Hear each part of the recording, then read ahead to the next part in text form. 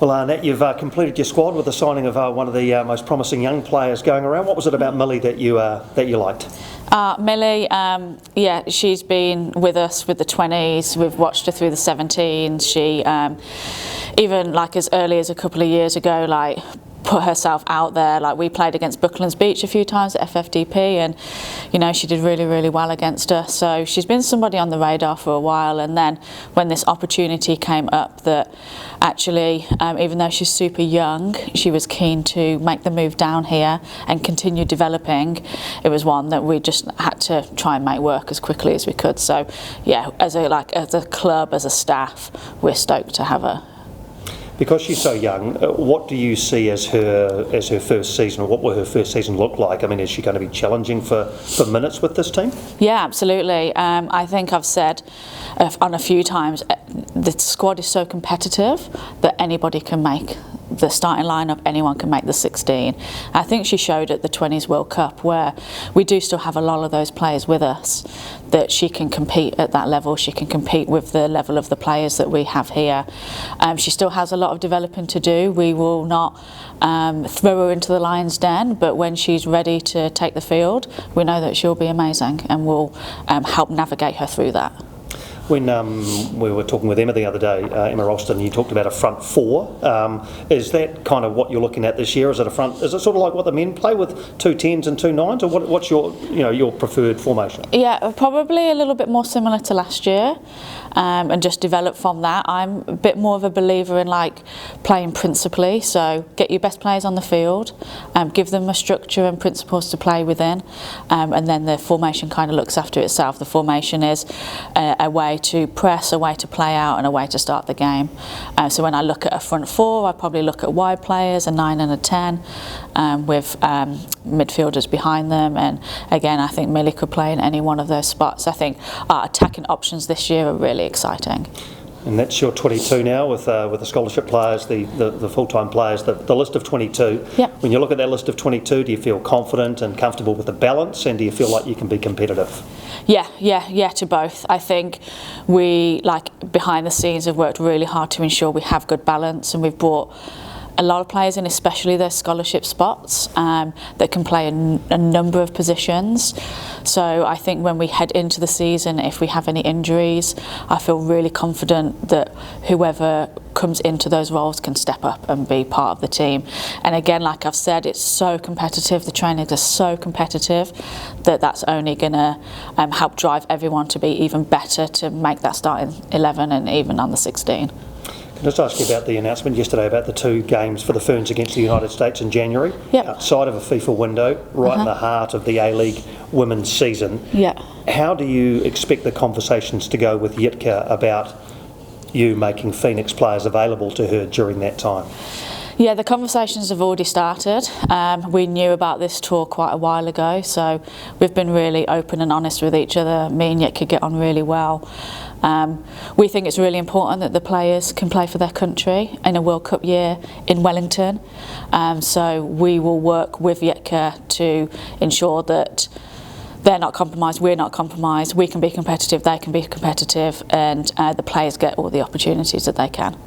How difficult will that be though, and challenging for you? Because you need to win football matches in the A-League women's, right? So you need to have your best players. What if you get to the 18th of January and you've got 2 big games and you think, well, actually, I don't want to let Kate Taylor go, I don't want to let Betsy go, Paige Satchell.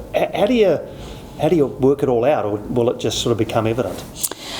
Yeah, I think it will become evident. I think having such a good relationship with Yitka helps. Yitka understanding the league helps. I think that when you look at the 2 games that it may have an impact on, I think any game's winnable, but they're 2 definite winnable games. But you look at the fact that it's here in New Zealand, it makes it easier. I think we can be creative. I think that if the players are going into camp, it doesn't mean that we lose them for all of the games. For example, if Kate Taylor, for example, is asked to play on the Saturday but doesn't get many minutes, and she can be available for us on the Sunday. I think because it's here, we can be super flexible, and that seems to be on my conversations with Yetka so far as well, and the club seem to be supportive of that. Cool. And just finally on that, so would there be a scenario perhaps, and Yetka mentioned this in her media yesterday, where a player might go for one game and then come back, or vice versa, they might stay for the first one and then head into the Ferns for the second one? Is that a possibility? Yeah, that's probably the most likely scenario. It's unlikely that a player would be able to play both games. Cool. I guess, what does it mean for New Zealand football in general to have the ability to retain a talent like Millie and not go overseas and be able to keep her here at this age? I think it's huge. I think when we're having these discussions with Millie and about Millie, one of the reasons we went down the amateur spot route was to ensure that that could happen, to ensure that should she want to have her education in America, then she's still able to do that. We feel really strongly about the players still having education. You know, as a female in football, you're not getting paid millions and millions of dollars. You still need a dual career. We're really supportive of that. It's something we can do here in New Zealand, but should she wish in a couple of years to do that in the States, then that's still open for her. We're super stoked that we are able to offer her that, and maybe going down the full professional route will be something that she looks at this season and then really wants to do. But the fact that she can still go to the States if she wants, I think is great. And what's your hope for her this season? I guess it's her first season at the top tier. What are you hoping to see out of her? I'm hoping to just see her continue to develop. She has had like a crazy year, and I think when you look at her year, we forget that she literally turned 17, I think, on Monday. And we just see this fast player that's energetic and causes defences like a world of pain, like you saw against Colombia.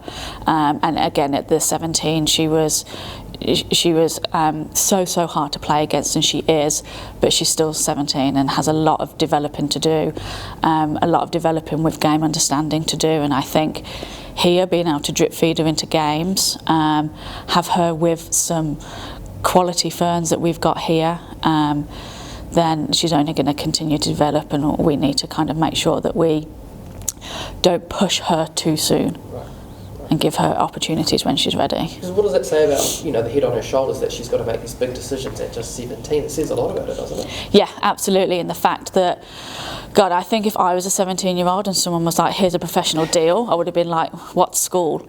But the fact that she's sat down and really maturely said, I don't want to stop any opportunity or put on hold any possible opportunity because I'm not yet ready to make that decision, says a lot for her maturity, the support that she has at home, and the fact that we can do it here now in this country. Like, she can have the best of both worlds, she can have the best of all worlds, and she doesn't have to make a life-changing decision at the age of 17. And that's the difference now. We have a team that allows that to happen. Which we haven't had before, and that's huge for somebody like Millie and any of the young players coming through.